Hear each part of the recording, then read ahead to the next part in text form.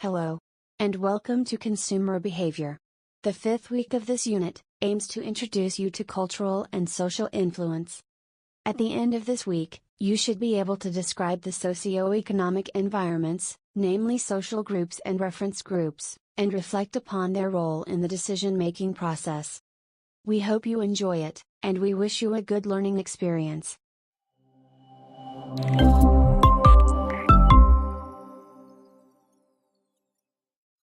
Socioeconomic environments are related to culture and social environments.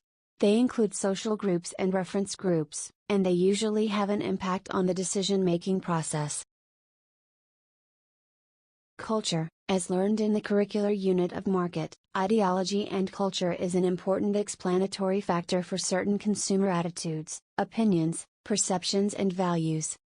Each culture contains subcultures, groups of people with similar value systems, based on nationality, race, religion, geographical locations, and as mentioned in strategic and operational marketing, they may be used as segments. Also, in most societies, there is a social class structure, where social classes differ based on profession, revenue, education, among others.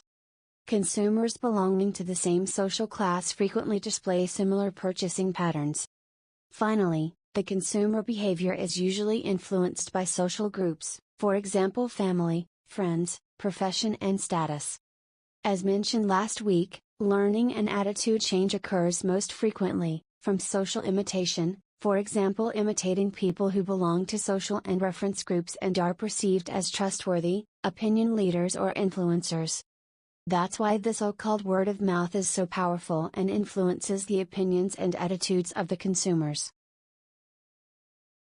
Watch the following video. If all your friends jumped off a bridge, would you jump too? It's the lament of many an exasperated parent, but it's also kind of a profound sociological question. Because when you're talking to your parents, the answer is always no. But with the right group of friends, you might be quite happy to take a dive in the water. The thing is, you're a different person when you're a part of a group, and you're a different person in different groups. A family, a group of friends out for a swim, a business meeting, and a choir are different kinds of groups, and the same person can be a member of all of them. So if we want to understand how these groups are different, and even how they're similar, we need to talk about what social groups are and why they matter, both to the people who are a part of them and to the people who aren't. Reference groups are relevant for the decision-making. Consumers are compared to other members of the groups and imitate their behavior, which may result in social learning. They may have a positive or a negative effect on consumers. Think about reference groups of teenagers, yet they always promote purchases or behaviors which reinforce the group's identity.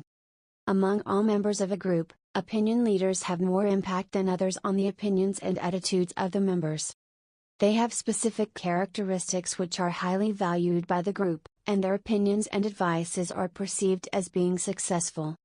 Endorsement is a concept used frequently when we talk of reference groups, for example the recommendation of an opinion leader in a reference group. In advertising, the use of celebrities is frequent in order to create a positive image for a brand, and to trigger an imitation behavior, buying the products the endorsers promoted. See Nike's usage of Cristiano Ronaldo, as an example. Celebrity endorsement has been complemented in recent times with blogger endorsement, as successful bloggers are perceived as normal people, therefore closer to the consumers than the celebrities. When marketers identify opinion leaders for future endorsement, they are applying buzz marketing, for example they choose endorsers to be brand ambassadors. Sometimes, the best endorsers are normal people. Here's a great example of buzz marketing created by Coca-Cola.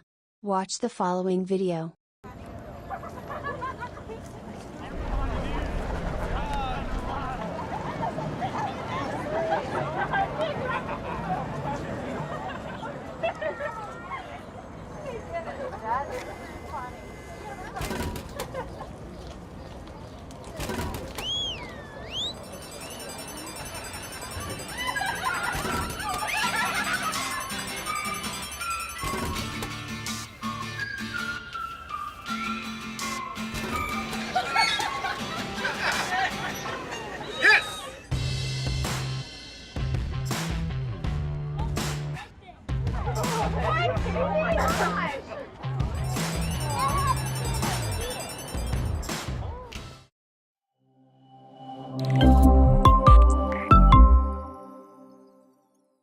This week, we suggest 3 activities for you to consolidate learning. They are not compulsory nor graded. One activity is posting a summary of what you've learned this week on your individual board. The second activity is to participate in a discussion board.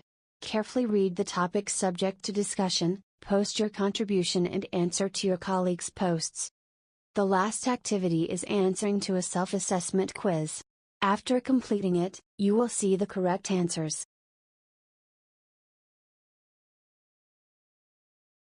If you prepared a unit learning plan in week 1 of the course, please have a look at what you have achieved and, if necessary, update the following dates to ensure you will be able to have a regular and effective learning process. We hope you have a good learning in the unit of consumer behavior. Thank you for your attention and good study.